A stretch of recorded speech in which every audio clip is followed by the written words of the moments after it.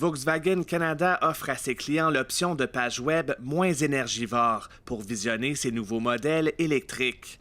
Les pages contiennent presque uniquement du texte.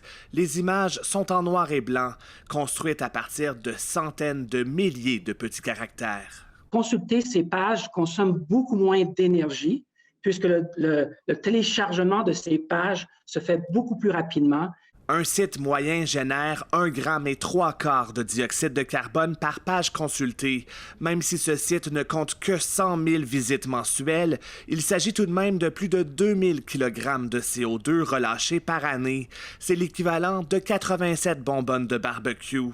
Les pages carboneutres de Volkswagen en produisent à peine 22 millièmes de gramme. Le constructeur automobile veut faire peau neuve après avoir été au centre du Dieselgate, ce scandale de moteurs polluants truqués, une affaire qui lui a coûté des milliards de dollars d'amende. À la suite de ces événements, c'est sûr qu'il y a une remise en question totale.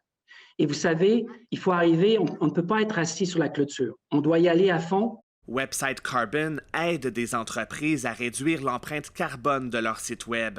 Son cofondateur se réjouit de voir une société ferroviaire britannique, des institutions financières et même des grands noms de la mode se joindre au mouvement. It's definitely still in its infancy.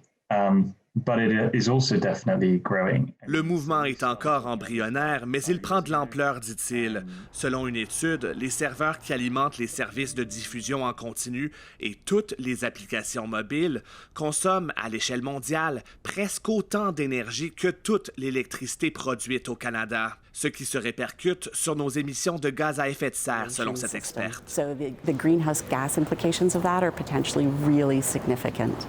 Des géants du web comme Netflix et Amazon, très souvent critiqués pour leur impact environnemental, veulent s'attaquer au problème.